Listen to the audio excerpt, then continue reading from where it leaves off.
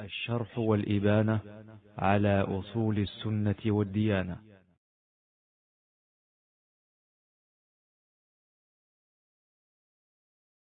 Est-ce que l'on peut dire aux non-musulmans meilleurs vœux, joyeux Noël, bonne fête?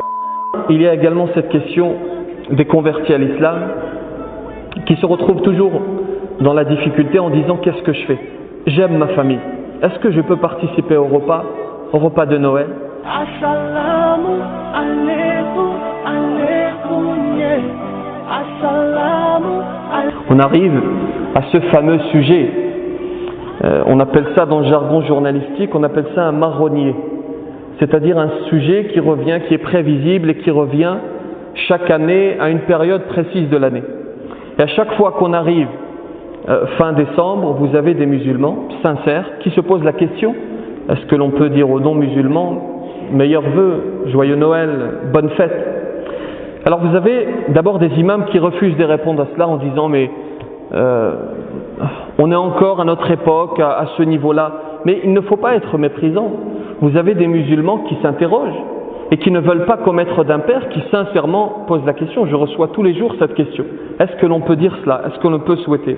Alors vous avez d'abord une catégorie qu'on va mettre tout de suite de côté, catégorie de musulmans que je vous ai décrite au cours de cette conférence, qui vont te dire, te sortir ce genre d'argument, al-wala ou al-bara. Vous savez, ils rentrent dans des considérations. Alors, si tu dis cela, tu es non musulman, tu tombes dans la mécréance. Ça, on met de côté tout de suite. Vous avez ensuite un avis qui est sérieux de Ibn al-Qayyim qui dit, et il mène une réflexion et il aboutit à la conclusion qu'il ne faut pas souhaiter bonne fête aux non-musulmans. Et vous avez d'autres avis, et notamment l'avis du Conseil européen de la fatwa, qui dit oui, c'est tout à fait possible, il est tout à fait possible de leur souhaiter de bonnes fêtes, tant que tu n'épouses pas leurs convictions. Et vous trouvez cela dans le recueil des fatawa du Conseil européen, à la page, pour être précis, à la page 161, vous trouvez cela. Je dis à ces gens qui ont peur de tomber dans la mécréance, mais vous avez un doute sur Isa alayhi salam? Vous avez un doute sur le fait que Isa alayhi salam est un prophète de l'islam? Qu'il n'est pas mort, comme eux le disent, c'est leur croyance, nous croyons qu'il n'est pas mort, qu'il a été élevé auprès de Dieu. Alors si tu n'as pas de doute, tu restes droit dans tes bottes et tu souhaites la bonne fête à ton prochain. Et surtout à ton voisinage. L'un des droits qu'il a sur toi, c'est lorsqu'une bonne nouvelle l'atteint, tu le félicites. C'est de l'humanisme, c'est du civisme. Alors si c'est le joyeux Noël qui te dérange, dis-lui bonne fête. Mais cela ne te sort pas de l'islam. Ne soyons pas plus royalistes que le roi. Nous voulons être plus musulmans que le prophète sallallahu alayhi wa sallam. Les chrétiens de Najran, lorsqu'ils entendent parler du prophète, d'un prophète venu avec certaines valeurs, ça leur parle. Et donc ils vont vouloir se déplacer pour aller à la rencontre de Muhammad sallallahu alayhi wa sallam. Ils font donc la route, 600 km.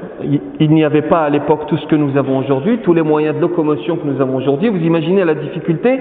Ils arrivent jusqu'à Médine et le prophète sallallahu alayhi wa sallam va les accueillir. Pas d'hôtel à l'époque. Vous savez où est-ce qu'il va les loger? Il va les loger à la mosquée. Oui, ce sont des chrétiens. Et il les loge à la mosquée. Et vous savez ce qu'il va faire en plus de cela? Évidemment, ils ont des rites à accomplir, ils ont leur religion qui est le christianisme, ils ont une certaine religiosité à exprimer. Le prophète sallallahu alayhi wa sallam les autorise à prier à la mosquée. Ils se mettent à prier, des compagnons vont vouloir protester et le prophète va leur dire laissez-les, ils prient vers Jérusalem, laissez-les prier. Et nous on a un mal fou parfois à convaincre certains frères de la légitimité des portes ouvertes. Ils te disent non mais c'est des mécréants qui rentrent à la mosquée. Le prophète les a laissés prier. Tu es meilleur que le prophète?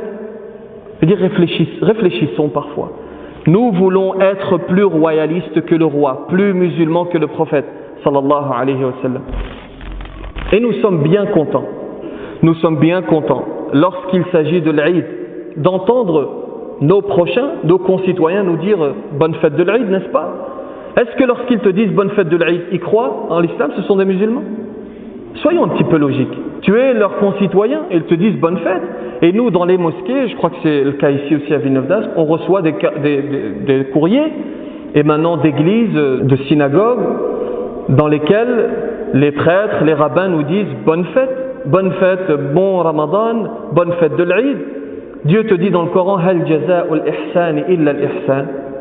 Y a-t-il autre récompense pour le bien que le bien? Et enfin, il y a également cette question des convertis à l'islam qui se retrouvent toujours dans la difficulté en disant qu'est-ce que je fais? J'aime ma famille. Est-ce que je peux participer au repas de Noël? Il y a encore une fois différents avis. Vous en avez certains qui disent il ne faut pas y participer, et vous en avez d'autres qui disent oui, tu participes pour ne pas rompre ce lien familial. Tu participes, tu gardes ta croyance fermement, tu tiens à ta croyance, et donc lorsque tu participes à ces dîners, tu ne fais rien de religieux, mais tu participes, tu ne bois pas d'alcool, tu ne manges pas de viande qui ne t'est pas autorisée, et tu participes pour maintenir les liens familiaux. Inutile de vous rappeler l'importance des liens familiaux. Cher converti, garde le lien avec ton père, avec ta mère.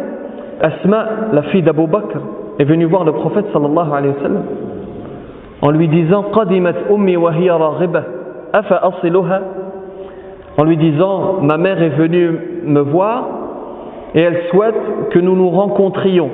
Est-ce que j'accepte? Et le prophète sallallahu alayhi wa sallam de lui répondre Na'am, sili ummak. Oui, il faut entretenir ce lien très important. Alors pour que la boucle soit bouclée, je vous rappelle qu'il ne faut pas tomber dans la vision utopiste. Cette fameuse phrase que met Voltaire dans la bouche de Candide, tout est au mieux dans le meilleur des mondes. Nous ne sommes pas dans cette optique-là, nous sommes pragmatiques, mais nous sommes ici pour rappeler des fondamentaux, des textes qui existent. C'est somme toute ce qui est rappelé dans le thème de la conférence. Si nos regards vers le ciel diffèrent, nous avons tous les pieds sur terre. Wallahu ta'ala a'la wa a'lam wa ahkam. Wa barakallahu fikum pour votre attention. Bismillahirrahmanirrahim. Alhamdulillah wa sallallahu wa sallam ala man la nabiyya ba'd. Ikhwat al-iman. Inch'Allah, dans cet enregistrement, nous allons revenir sur une question qui a agité la toile il y a quelques semaines. Question concernant le fait de souhaiter joyeux Noël ou alors bonne fête aux mécréants lors de leurs fêtes respectives. Et pendant cette semaine, j'avais reçu une vidéo d'une personne qui m'est chère, qui voulait que j'essaye d'apporter des clarifications par rapport à ce qui a été dit dans cette vidéo. Et dans la vidéo, on pouvait voir un conférencier qui soutenait l'avis selon lequel il est permis en islam de souhaiter bonne fête aux mécréants pendant leur fête. Et Inch'Allah, bi'idhnillah, nous allons revenir sur les arguments évoqués par le frère et apporter des clarifications. Et je prie qu'Allah subhanahu wa ta'ala m'accorde de l'accommodement dans cette clarification et qu'Allah subhanahu wa ta'ala nous fasse être de ceux qui écoutent la bonne parole et la mettent en pratique. Donc, frère Mustafa, tu vas nous rappeler les arguments évoqués par le frère. C'est quoi le premier argument? Ou alors, ce par quoi il a commencé?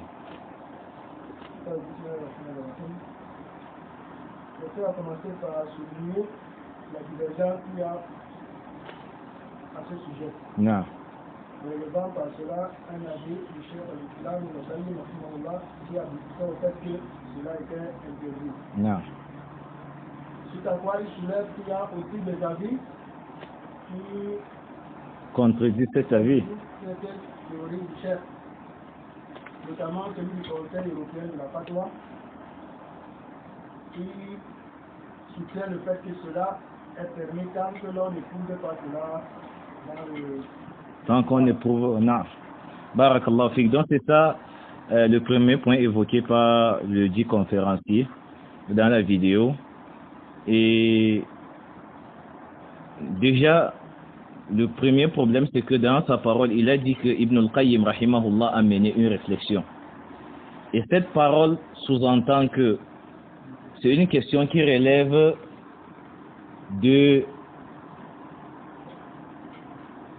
de l'effort intellectuel.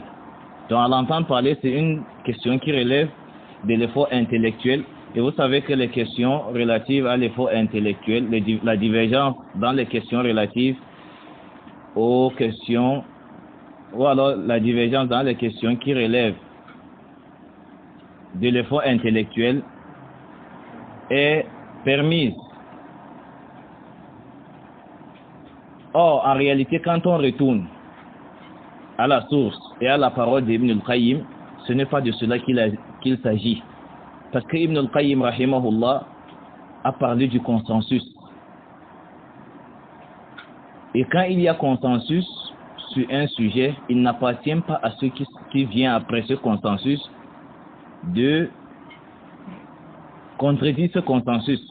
Islamiquement, le consensus ne se contredit pas.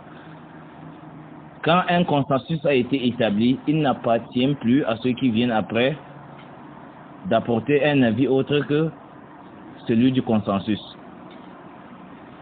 Et pour illustrer ce que nous avons dit, nous allons lire les propos d'Ibn al-Qayyim rahimahullah, où il dit, ou alors les propos auxquels le frère il fait allusion. Dans son livre Ahkam al-Dhimma, les règles concernant Ahlu al-Dhimma, il dit: est considéré comme interdit le fait de féliciter les mécréants à l'occasion de leur fête distinctive, selon l'avis de l'unanimité des savants. Par exemple, leur souhaiter les meilleurs vœux pour leur fête ou leur carême, en disant « je te souhaite une joyeuse fête » ou « vos meilleurs vœux pour cette fête » et ainsi de suite. Ceci, même si la personne, en disant cela, n'est pas tombée dans la mécréance, elle est tout du moins tombée dans ce qui est interdit. Cet acte est semblable au fait de féliciter une personne qui se prosterne face à la croix. Plus encore, cet acte est plus grave aux yeux d'Allah et plus détesté par lui que de féliciter la personne qui boit de l'alcool, qui tue une personne ou qui fornique, etc. Beaucoup de personnes ignorantes en religion tombent dans ce genre de transgression sans pour autant se rendre compte de la répugnance de leur acte. Celui qui félicite une personne pour un péché, une innovation ou pour une mécréance s'expose à l'abomination et au mécontentement d'Allah. Fin de citation d'Ibn al-Qayyim, qu'Allah lui accorde miséricorde. Quand vous entendez cette parole, est-ce que ça ressemble à ce que ce frère a voulu faire comprendre ou alors a laissé sous-entendre dans sa façon de parler de l'avis d'Ibn al-Qayyim rahimahullah? Déjà, Ibn al-Qayyim n'a pas parlé de son avis. Il a parlé d'un avis qui fait le consensus. Et l'analyse exposée par Ibn al-Qayyim à travers ses propos est une analyse saine. Aucun musulman ne saurait s'opposer à une telle analyse, parce que c'est une analyse saine et claire. Yahri, pour nous, je veux dire islamiquement, que représentent les fêtes mécréantes, les fêtes de mécréants? Parlons de Noël. Pour nous, Noël est un bien ou un mal? Répondez. C'est un mal. Comment est-ce qu'on peut féliciter quelqu'un pour un mal? Islamiquement, Noël c'est un munkar. Min a'zam al-munkarat. Ça fait partie des grands mal, des grands mots. Noël fait partie des grands mots. Comment est-ce qu'on peut féliciter des gens qui fêtent Noël? Alors que pour nous, Noël fait partie des grands mots. Alors que islamiquement, nous avons l'obligation d'ordonner le bien et d'interdire le blâmable. Si on ne peut pas empêcher les mécréants de fêter parce qu'on n'a pas la possibilité, non, comment est-ce qu'on doit les encourager? Comment est-ce qu'on doit les souhaiter bonne fête? Donc, en fait, c'est pour ça qu'Ibn al-Qayyim a parlé du consensus. Parce que Allah subhanahu wa ta'ala dit وَتَعَاوَنُوا عَلَى الْبِرِّ وَالتَّقْوَى وَلَا تَعَاوَنُوا عَلَى الْإِثْمِ وَالْعُدْوَانِ. Pour, mutuellement, dans la bonté et dans la piété, et ne vous entraidez pas, ne vous enjoignez pas dans le péché et dans la turpitude. Pour nous, que représente Noël? La turpitude, le péché. Ne parlons même pas de la base, parce que même les chrétiens divergent sur la base de Noël. Non? Ils n'ont pas les mêmes conceptions sur Jésus. Même si on sait qu'il y en a qui croient que c'est le Fils de Dieu, il y en a qui croient que c'est le Père en même temps, c'est le Fils en même temps. Allez, c'est qu'avec. On n'entre pas dans tout ça. Juste, que représente Noël pour nous? Et selon l'approche de ce conférencier, il est permis aux musulmans de souhaiter. Vous savez qu'aujourd'hui, les homosexuels ont leur fête. Vous le savez, non? Selon l'approche de l'auteur, il est permis aux musulmans de leur souhaiter bonne fête. Allez, c'est kadalik. Parce que pour eux, ça, c'est l'humanisme, c'est hiérarchie. Il faut faire attention à ces mots que ces gens nous ramènent pour essayer de faire passer des choses interdites, et ce de façon claire. Donc, déjà, sa façon de parler de la vie d'Ibn al-Qayyim n'est pas sérieuse, parce qu'il aurait dû évoquer ce consensus. Et peut-être, Wallahu a'lam, qu'il n'a pas évoqué le consensus parce qu'il voulait ramener des avis qui contredisent le consensus. Parce que en réalité, si une personne fait ça, il se contredit. C'est-à-dire, si tu parles d'une question où il y a consensus et tu ramènes des avis qui contredisent le consensus, tu te contredis. Et c'est également une façon d'exposer son ignorance. Parce que le consensus, ça ne se contredit pas lorsqu'il est établi. Les textes soutiennent ce consensus. Allah subhanahu wa ta'ala n'agrée pas la mécréance. Allah subhanahu wa ta'ala n'agrée pas le péché. Comment est-ce que nous pouvons féliciter des gens qui pour nous sont en train de pécher? Je ne sais pas si vous comprenez. Deuxièmement, pour nous ramener l'avis, un autre avis, il nous ramène l'avis du Conseil européen de la fatwa. Mais c'est quoi ce conseil? Il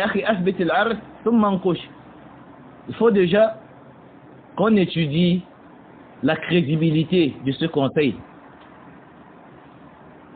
C'est un conseil crédible? Est-ce que ce sont des gens qui ont ce droit, je dis le droit de se prononcer en religion, de délivrer des fatwas, surtout sur ce genre de sujet? Donc c'est absurde qu'on ramène la parole d'un ancien et d'un savant comme Ibn al-Qayyim, qui est une montagne, parmi les montagnes de la science de l'islam, qui a ramené un consensus et qui, jusqu'à preuve du contraire, reste un consensus. C'est absurde de ramener sa parole et ce consensus et ensuite contredit ce consensus avec l'avis d'un comité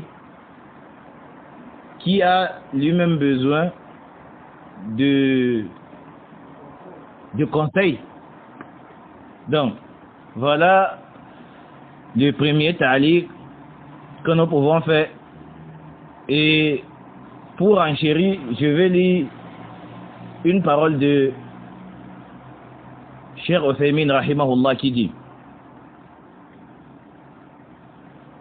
les féliciter revient à approuver leurs actes. C'est ça en réalité. Féliciter les mécréants à l'occasion de leurs fêtes respectives, en réalité revient à approuver leurs actes. Mais les gens ont généralement tendance à confondre les choses ici. Quand on dit que les féliciter revient à approuver leurs actes, est-ce que ça veut forcément dire que celui qui le fait a l'intention d'approuver leurs actes? Ce que l'on fait est une chose, et ce dont on a l'intention de faire en est une autre. On peut faire quelque chose sans avoir l'intention, mais le fait qu'on n'a pas l'intention de faire cette chose, ne transforme pas l'acte. Fahimtum? C'est comme aujourd'hui des personnes qui assistent aux assises d'innovation, des innovateurs. Dans le verset, Allah subhanahu wa ta'ala, en parlant des assises de ceux qui prennent les versets d'Allah subhanahu wa ta'ala à raillerie, il a ordonné qu'on s'écarte de ces assises. Ensuite, Allah subhanahu wa ta'ala dit: innakum idhan mithluhum. Si vous ne vous comportez pas de cette façon, vous êtes comme eux. Mais est-ce que ça veut dire qu'automatiquement la personne a l'intention d'être comme les mécréants, ces personnes qui prennent en raillerie les versets d'Allah? Mais le fait qu'il n'a pas l'intention, est-ce que ça veut dire qu'il n'est pas comme eux dans le jugement? Allah subhanahu wa ta'ala a jugé. Donc c'est ça qui a, c'est dans ce point que parfois les gens s'embrouillent. Féliciter les mécréants d'après la charia, c'est approuver leurs actes. C'est ça la réalité dans la charia. Même si ces gens-là n'ont pas l'intention d'approuver l'acte, parce que s'ils le font avec l'intention, ils tombent dans la mécréance. S'ils le font avec l'intention d'approuver la mécréance, de valider la mécréance, de valider le péché, c'est grave. Voilà pourquoi Cheikh Uthaymin dit rahimahullah: féliciter les mécréants à l'occasion de leur fête religieuse est compté parmi les interdictions. Cet acte a atteint un degré tel comme l'a décrit Ibn al-Qayyim, car les féliciter revient à approuver leur rite de mécréance et à agréer ce qu'ils font. Même si le musulman n'agrée pas cela pour lui-même. Fahimtum? Il y a cette différence. Même si le musulman au fond de lui-même n'agrée pas cela pour lui-même. Mais le fait qu'il les félicite, c'est agréer leur acte. Cependant, il est interdit aux musulmans d'agréer les rites des mécréants ou de congratuler à cette occasion une autre personne, car Allah n'agrée pas cela. En effet, Allah subhanahu wa ta'ala dit: in takfuru fa inna Allah ghaniyyun ankum wa la yarda li ibadihi al-kufr wa in tashkuru yardahu lakum. Dans la tradition rapprochée de ce verset, Allah subhanahu wa ta'ala dit: si vous ne croyez pas, Allah se passe largement de vous. Cependant, il n'agrée pas de ses serviteurs la mécréance. Comment tu peux féliciter des gens pour une chose qu'Allah n'agrée pas? Alors que pour toi, tu crois qu'Allah n'agrée pas et tu crois que c'est le mal. Et si vous êtes reconnaissant, il agrée pour vous. وقال تعالى: اليوم أكملت لكم دينكم وأتممت لكم نعمتي ورضيت لكم الإسلام دينا. Aujourd'hui, j'ai parachevé pour vous votre religion et accompli sur vous mon bienfait, et j'agrée pour vous l'islam comme religion. La seule religion agréée par Allah subhanahu wa ta'ala, c'est la religion de l'islam. Donc, les fêtes pour lesquelles nous pouvons féliciter les gens, ce sont les fêtes qui font partie de l'islam, parce que ce sont les seules fêtes agréées par Allah subhanahu wa ta'ala. Ensuite, le cheikh a dit: souhaiter les meilleurs vœux aux mécréants à l'occasion de leur fête est interdit, qu'il s'agisse de collègues de travail ou pas. S'ils nous souhaitent les meilleurs vœux à l'occasion de leur fête, nous ne devons pas leur répondre, car ce n'est pas notre fête et ce genre de fête n'est pas agréé par Allah. En effet, celles-ci sont soit des innovations au sein même de leur religion, yani, est-ce que Jésus lui-même avait fêté sa naissance? Est-ce que dans le christianisme, c'est une fête légiférée? Dans le christianisme de base, est-ce que c'était une fête légiférée? C'est une innovation, même dans le fait. Voilà pourquoi les chrétiens orthodoxes ne fêtent pas ces fêtes. Donc, il dit, celles-ci sont soit des innovations au sein même de leur religion, ou sont soit légiférées au sein de leur religion, mais sont désormais abrogées par l'islam, qui est la religion qui fut envoyée à Muhammad, prière et salut sur lui pour toutes les créatures. Allah, glorifié et exalté, dit وَمَنْ يَبْتَغِ غَيْرَ الْإِسْلَامِ دِينًا فَلَنْ يُقْبَلَ مِنْهُ وَهُوَ فِي الْآخِرَةِ مِنَ الْخَاسِرِينَ. Celui qui désire une autre religion que l'islam, Allah n'agréera point cela de lui, et il sera dans l'au-delà parmi les perdants. أليس هذا واضح يا شباب؟ أليس هذا واضحا؟ Ça c'est clair. بارك الله فيكم. Passons au deuxième argument. Il dit que c'est du civisme et de l'humanisme. Ici, j'aimerais attirer l'attention sur un point important. Tous ces mots-là, du civisme, l'humanisme et tout, nous ne les acceptons que lorsqu'ils prennent la connotation que l'islam leur a donnée. Lorsqu'ils prennent une connotation autre que celle qui a été donnée par l'islam, nous ne les validons pas. L'humanisme pour nous, c'est se comporter avec bienséance, c'est mettre chaque chose à sa place, c'est mettre chaque personne à la place qui est la sienne selon les textes du Coran et de la Sunna du prophète Muhammad sallallahu alayhi wa sallam. L'humanisme pour nous, c'est se comporter envers nos semblables parmi les hommes selon les enseignements du Coran et de la Sunna du prophète Muhammad sallallahu alayhi wa sallam. Aujourd'hui, dans la nouvelle connotation de l'humanisme, il faut accepter l'homosexualité, n'est-ce pas vrai? Mais est-ce que le musulman doit accepter cet humanisme-là? Non? Aujourd'hui, au nom de l'humanisme, il faut mettre fin à la charia, iqamat al-hudud. Non? Aujourd'hui, au nom de l'humanisme, il faut mettre fin à l'application de la charia. Est-ce qu'on va valider cet humanisme? Ça n'a pas de sens. Les musulmans doivent faire attention. Ya ikhwa, Allah subhanahu wa ta'ala a fait descendre le Coran comme étant une guidée pour le croyant.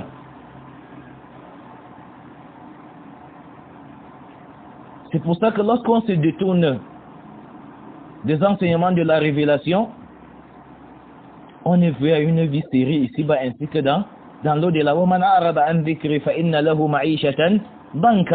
Quiconque se détourne de mon rappel, il aura une vie stérile.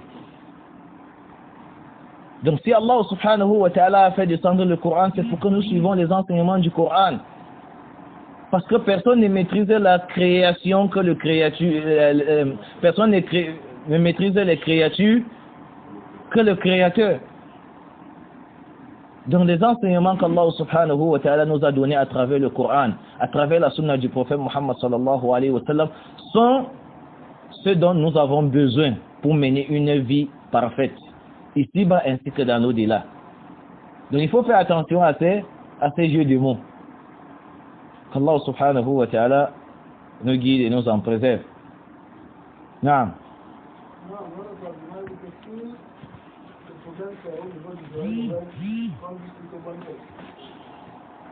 Ça c'est jouer avec les mots. C'est bonnet blanc, blanc bonnet. Si le problème c'est au niveau de souhaiter joyeux Noël, qu'on dise bonne fête, mais ça renvoie à la même chose. On parle de la même fête, la fête de Noël. Bonne fête. C'est la même chose. Et lorsque les savants ont traité cette question, ils n'ont pas fait de différence entre joyeux Noël. Vous avez entendu, vous avez suivi la parole d'Ibn al-Qayyim. C'est souhaiter bonne fête aux mécréants à leurs fêtes respectives. Et c'est interdit à l'unanimité. Parce que c'est une forme de participation, d'encouragement. Barakallahu fikum. Naam.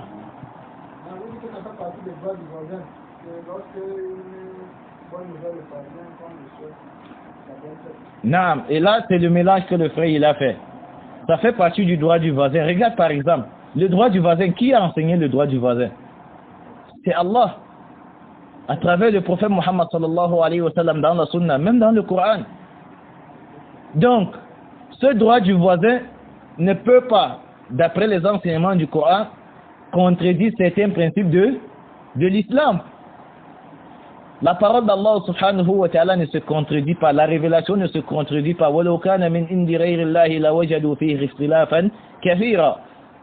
Si la révélation provenait d'un autre en dehors d'Allah, elle devait être pleine de contradictions.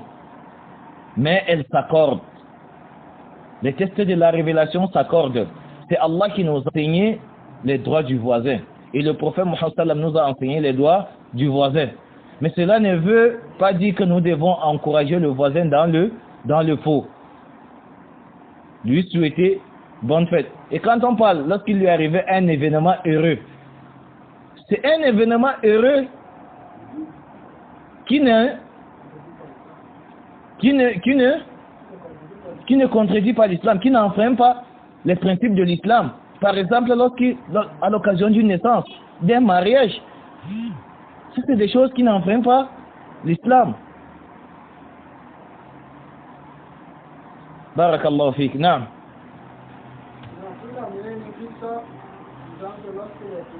Naam, barakallahu fik. Naam. L'histoire des chrétiens de Najran. Et ça, c'est une grosse ambiguïté qui en réalité ne repose sur rien. Déjà, ils se sont basés sur ce hadith et sur cette histoire pour organiser ce qu'ils appellent les journées portes ouvertes en Europe. Ils ouvrent les portes aux mécréants, les portes des mosquées aux mécréants qui viennent visiter les mosquées et tout. هذا يعني مخالف للأدلة ومخالف للعقل. Et nous allons l'expliquer.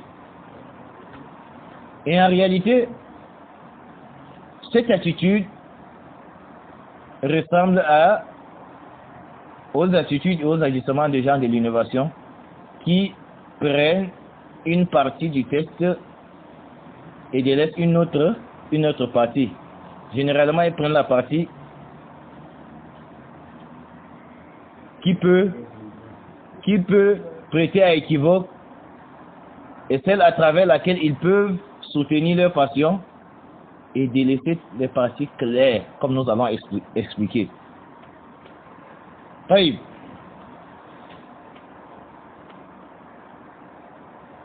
Au 9e année de la Hijra, il y a eu beaucoup de tribus, des groupes qui sont venus à Médine rencontrer le prophète Muhammad sallallahu alayhi wa sallam, des clans, des groupes. Et la majorité de ces groupes exprimaient leur envie d'embrasser l'islam et voulaient être imprégnés de l'islam. Ils voulaient connaître l'islam, mieux se renseigner pour pouvoir embrasser l'islam. Ils se sont déplacés, ils sont partis des contrées lointaines. Pourquoi? Parce qu'ils voulaient mieux connaître l'islam. C'est des gens qui s'intéressaient à l'islam. Je ne sais pas si vous comprenez le contexte. Donc, et parmi ces groupes, il y avait le groupe de Najran.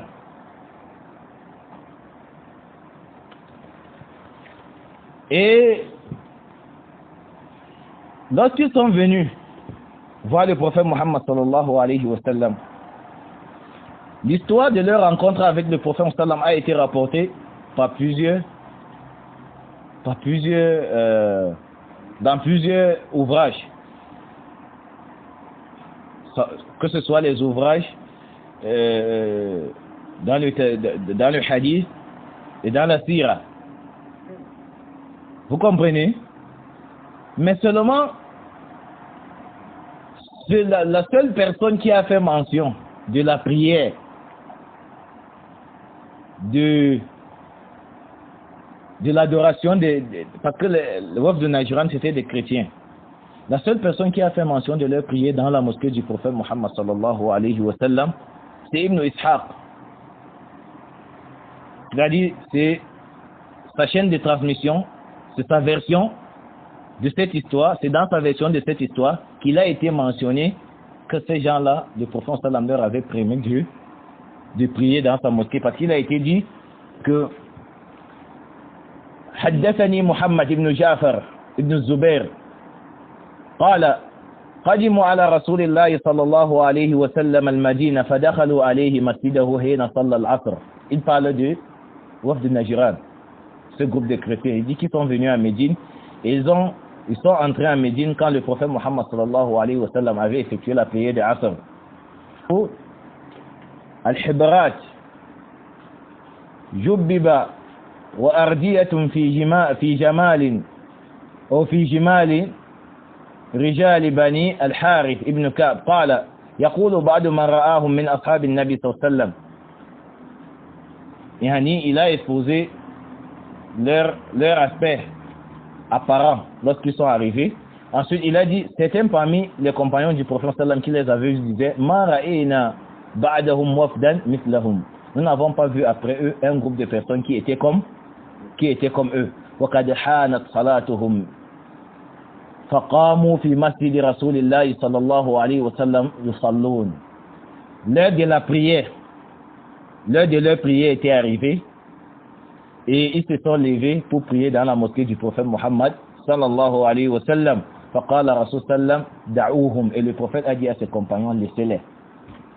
فصلوا إلى المشرق, et ils ont prié en direction de المشرق. نعم. Comment vous Non. Maintenant, yani l'opposé de la qibla des musulmans. Maintenant, voilà, parmi les choses qu'il faut retenir ici, c'est que c'est des personnes qui viennent pour s'imprégner de l'islam. Et avant eux, le prophète Muhammad sallam avait accueilli certains groupes qui ont embrassé l'islam. Donc, dans cette situation, le prophète Muhammad sallam, qu'est-ce qu'il visait? Leur islamisation. Il espérait qu'après avoir exposé la vérité à ces derniers, ils pouvaient embrasser l'islam. Maintenant, ils se sont levés pour prier. Le prophète était face à ces deux situations, à ces deux mots.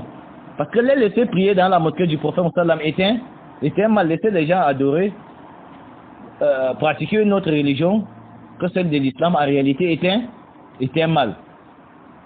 Mais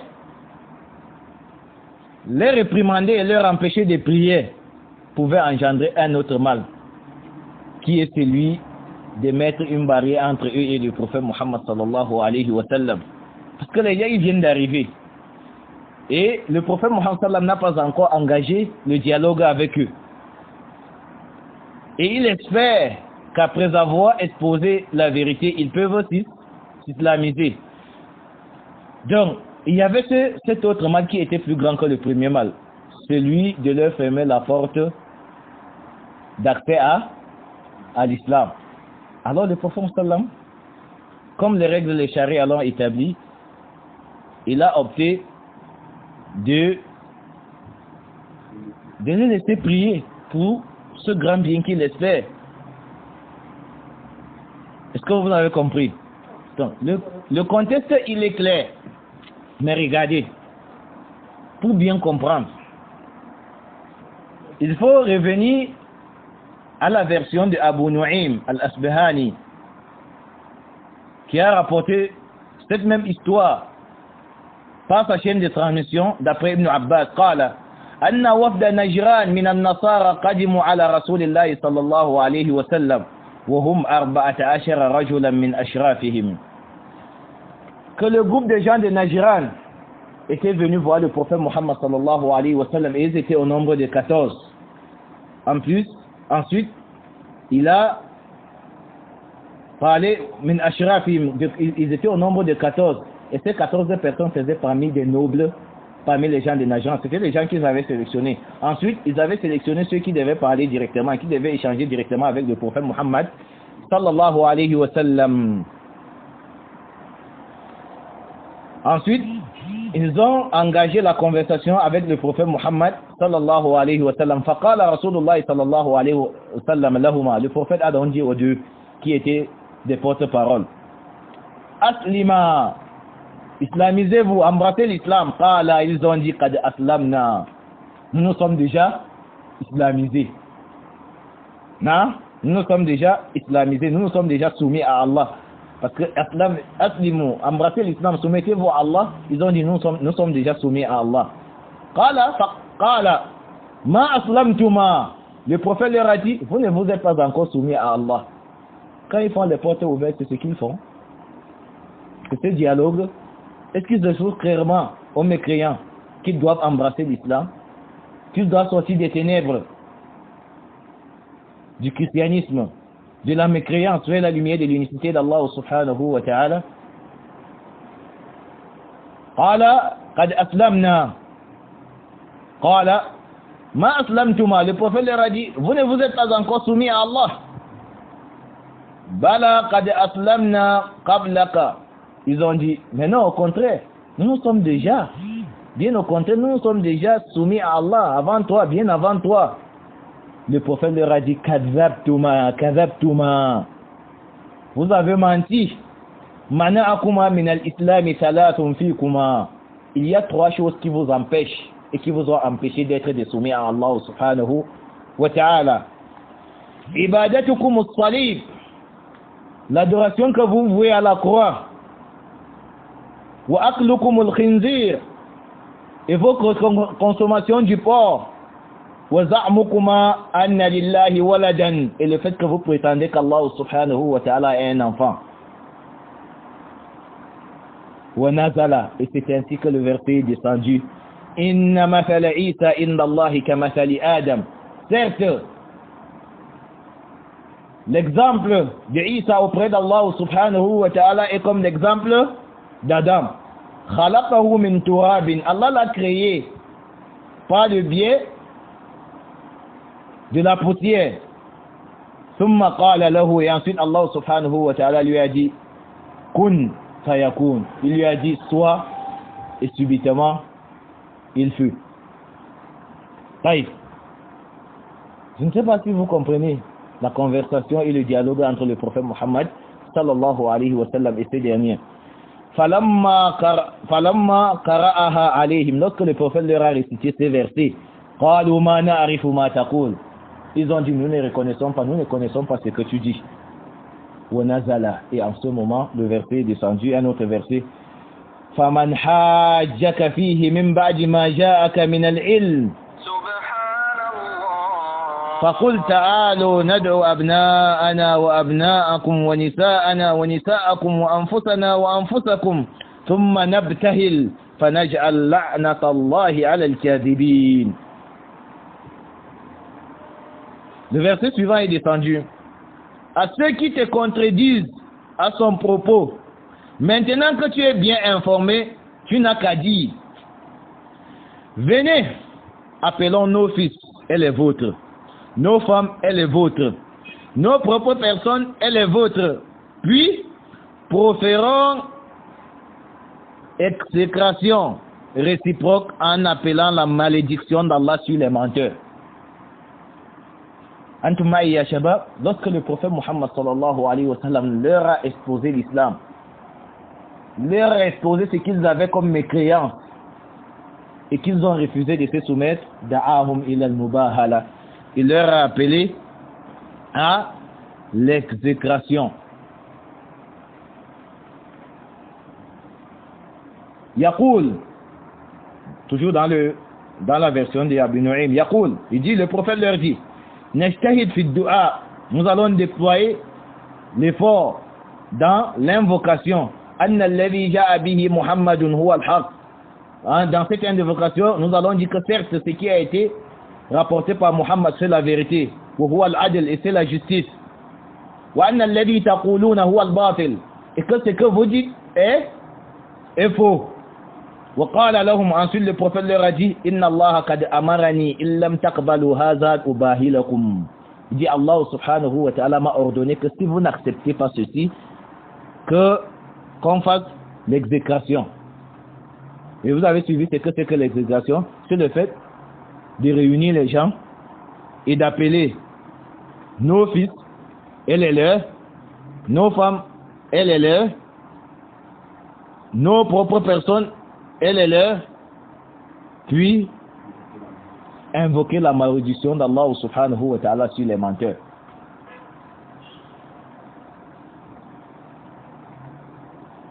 طيب قالوا يا أبا القاسم, ils ont dit, oh Aba al-Qasim, bal narji fanandur fi amrina, nous ne sommes pas chauds, nous ne sommes pas prêts à l'exécration, mais donne-nous le temps, nous allons rentrer consulter nos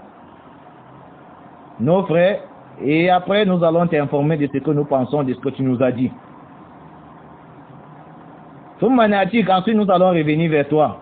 Qala fa khala ba'duhum bi ba'd, et c'est ainsi qu'ils se sont retirés et qui se sont consultés, ils se sont concertés. Wa tasadaqu fi ma bainahum, ils se sont dit les vérités entre eux. Faqala as-sayyid lil-aqib, et le sayyid il a dit au aqib, qad wallahi alimtum anna ar-rajula la nabiyyun mursalun. Fa Allah, vous avez su comme moi que l'homme était un messager qui a été envoyé. C'est un prophète qui a été envoyé. Wala inna antumuhum innahu lastisalukum.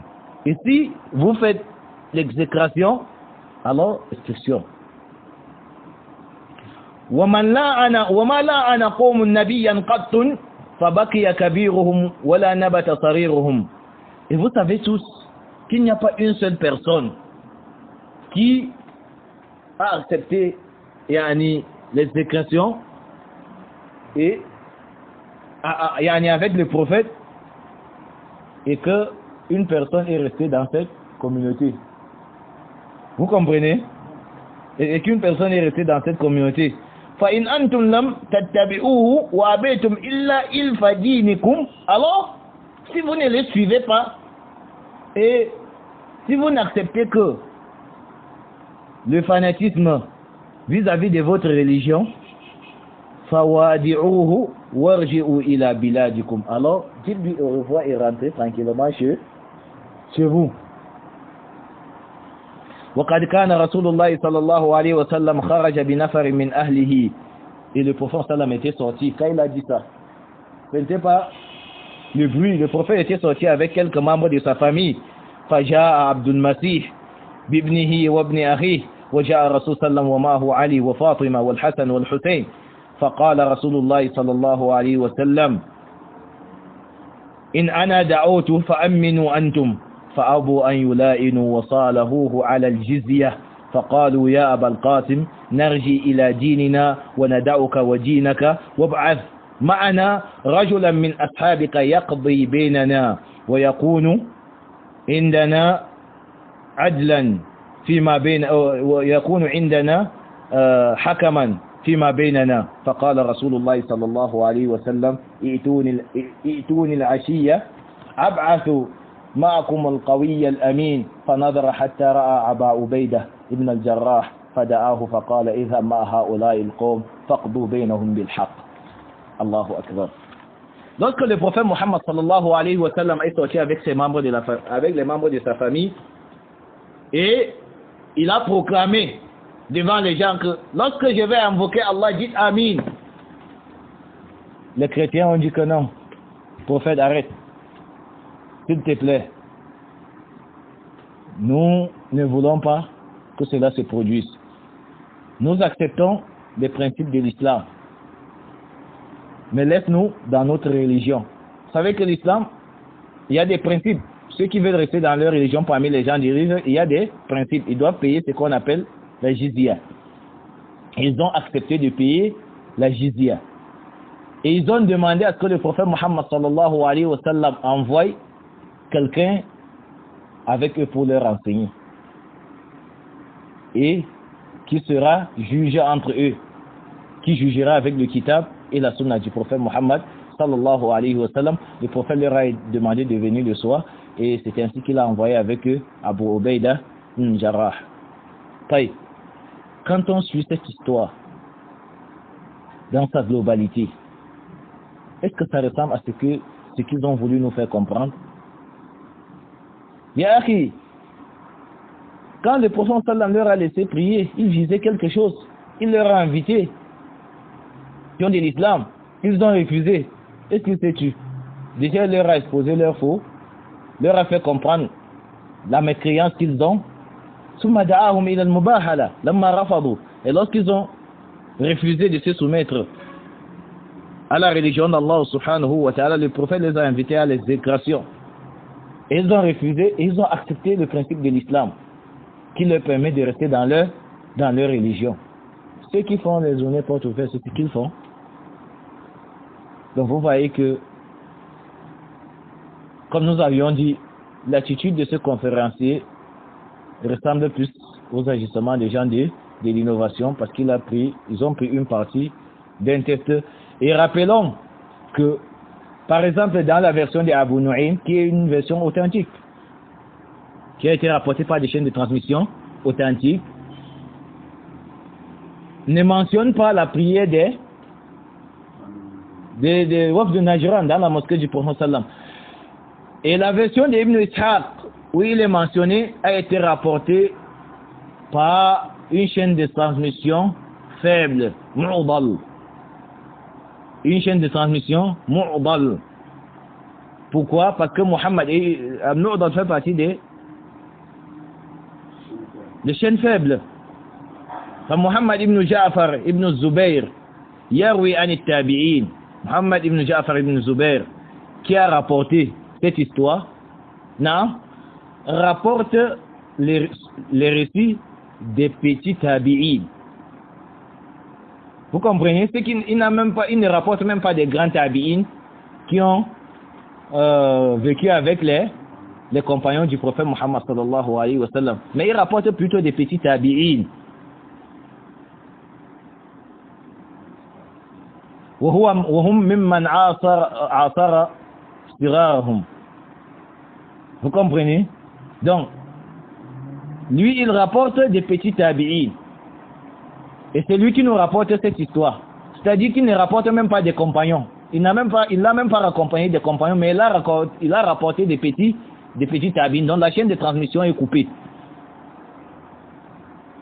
Vous voyez? Mais nous disons que même s'il s'avérait que cette version soit authentique, le contexte est clair. C'est pour ça que Cheikh Mohammed ibn Ibrahim, rahimahullah, l'ancien mufti de l'Arabie Saoudite, avait dit ليس لهم دخول المساجد سواء في المدينة أو غيرها. Il n'appartient pas aux mécréants d'entrer dans les mosquées, que ce soit à Médine ou en dehors de Médine. ما لم يكن هناك مصلحة راجحة. Sauf s'il y a une maslaha.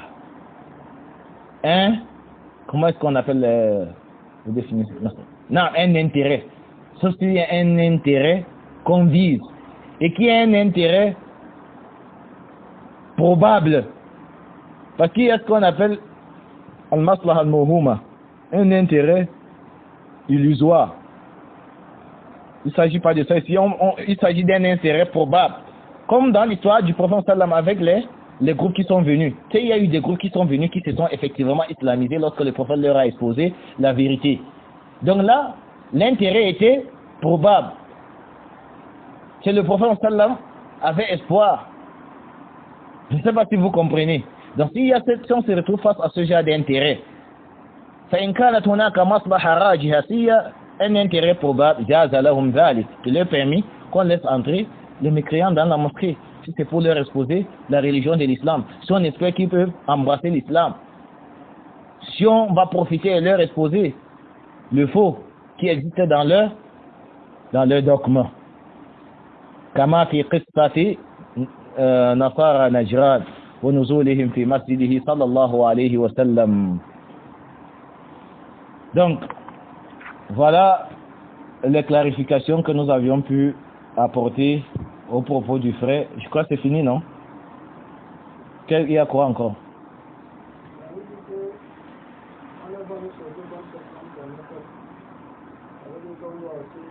Voilà, ils disent qu'ils nous... Ça c'est ajib.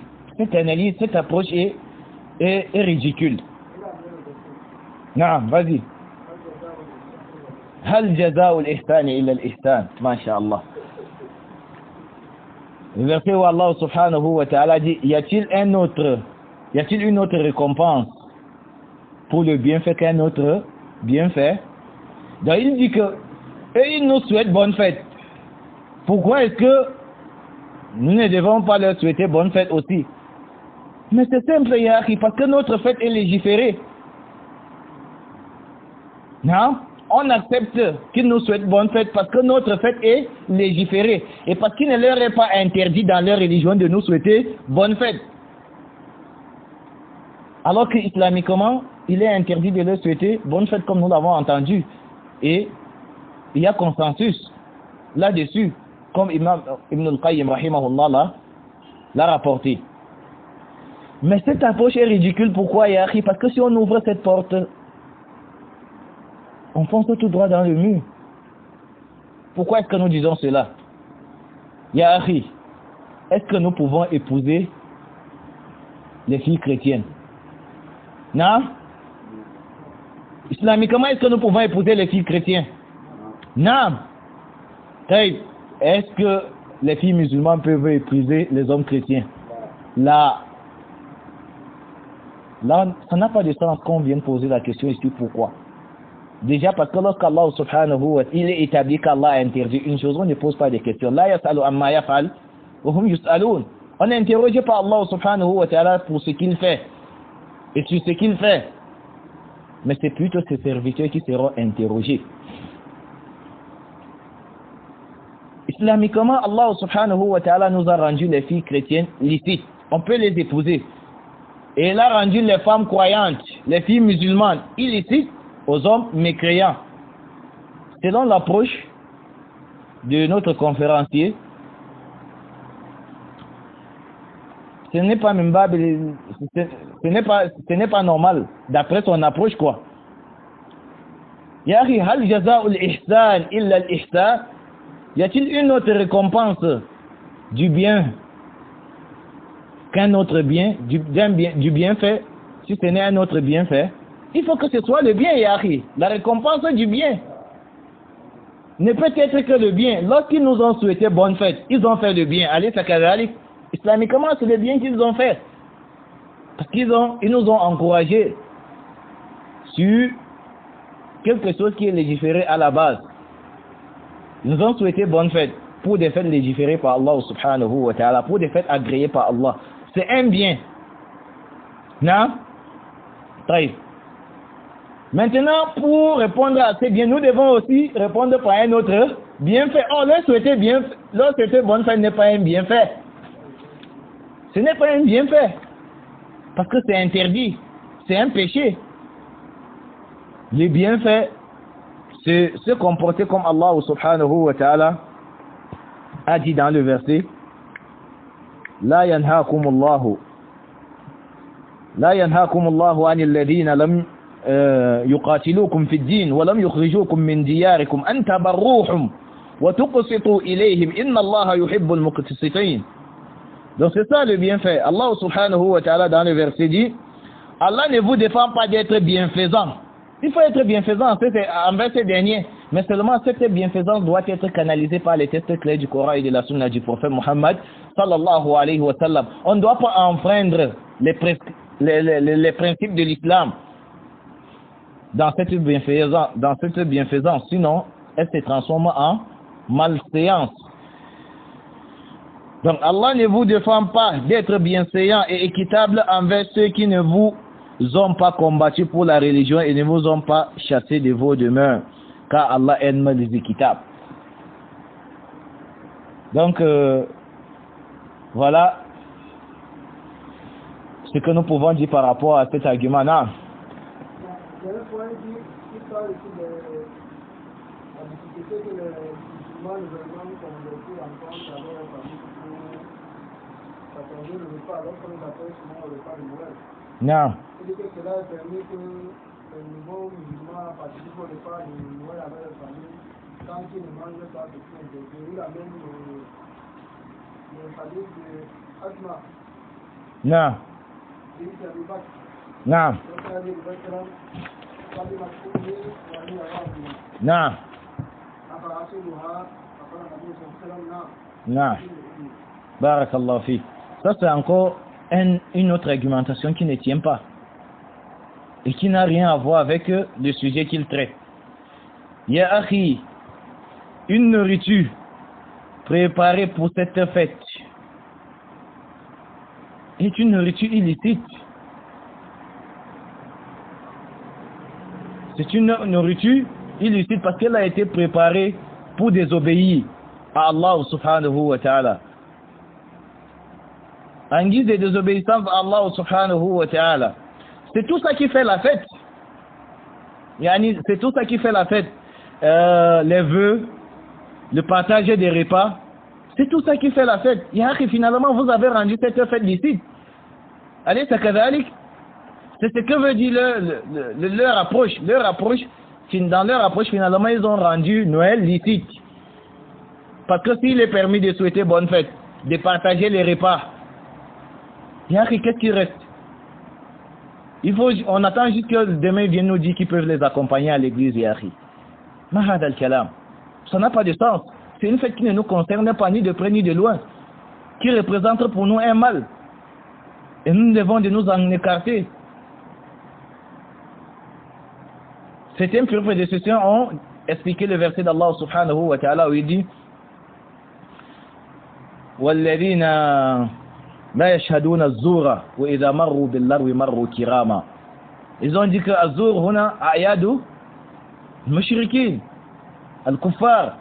Ils ont dit que Azur, ce sont les fêtes, ce sont ceux qui ne participent pas, qui n'assistent pas, qui ne participent pas ni de près ni de loin aux fêtes des mécréants.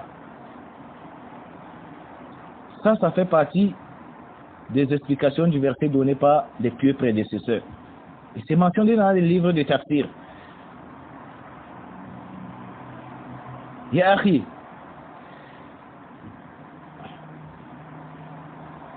la nourriture à la base est licite. Mais le contexte ou la cause de la préparation de cette nourriture peut la rendre illicite. Je ne sais pas si on se fait comprendre. Donc c'est une nourriture qui a été préparée pour cette fête. Donc ça fait partie, et tout ça, ça fait partie, c'est tout ça qui forme la fête. La fête, c'est les vœux, c'est la joie, c'est le partage des repas, c'est tout ça. Demander aux gens de manger, c'est leur demander de participer à la fête. Et c'est interdit. Et le hadith de Asma bint Abi Bakr, qui a été cité, n'a aucun rapport. Sa mère est arrivée alors que sa mère était mécréante. Il a demandé au prophète, est-ce que je dois accueillir ma mère? Le prophète lui dit, accueille ta mère, prends soin de ta mère. L'islam ne t'interdit pas de t'occuper de ta mère. Comme Allah subhanahu wa ta'ala a dit, وَعْبُدُوا اللَّهَ وَلَا تُشْرِكُوا بِهِ شَيْئًا وَبِالْوَالِدَيْنِ إِحْسَانًا. Et dans l'autre verset, il dit وَإِنْ جَاهَدَاكَ أَلَّا أَنْ تُشْرِكَ بِاللَّهِ مَا لَيْسَ لَكَ بِهِ عِلْمٌ فَلَا تُطِعْهُمَا وَصَاحِبْهُمَا فِي الدُّنْيَا مَعْرُوفًا. Le verset est clair. Et Allah subhanahu wa ta'ala dit, Allah a décrété, certes ton Seigneur a décrété que vous ne vous devez de n'adorer que lui et d'être bienveillant envers vos parents. Et s'il arrivait que l'un d'eux, ou alors s'il arrivait qu'il te demande de me croire, d'attribuer d'associer à Allah subhanahu wa ta'ala, ne leur obéis pas, mais reste bienfaisant envers eux pour ce qui est de ce bas monde, des choses relatives à ce bas monde. Donc la religion est dissociée des choses mondaines. Oh, Noël fait partie de la religion. أليس كذلك؟ والله سبحانه وتعالى قل يا أيها الكافرون لا أعبد ما تعبدون ولا أنتم عابدون ما أعبد ولا أنتم عابدون ما أعبد ولا أنا عابد ما عبدتم ولا أنتم عابدون ما أعبد لكم دينكم ولي دين. Ya akhi, à vous votre religion, à moi ma religion, c'est clair, même si c'est les parents. Mais pour ce qui est de ce bas monde, il n'y a pas de problème, ya akhi, on se comporte avec bienséance envers ses parents. On se montre bienfaisant envers ces derniers, même envers nos familles. Mais on ne mélange pas les choses. On dissocie la religion des choses relatives à ce bas monde. Et je crois que c'était la dernière ambiguïté. هذا والله أعلم وصلى الله وسلم على نبينا محمد وعلى آله وصحبه أجمعين. الشرح والإبانة على أصول السنة والديانة.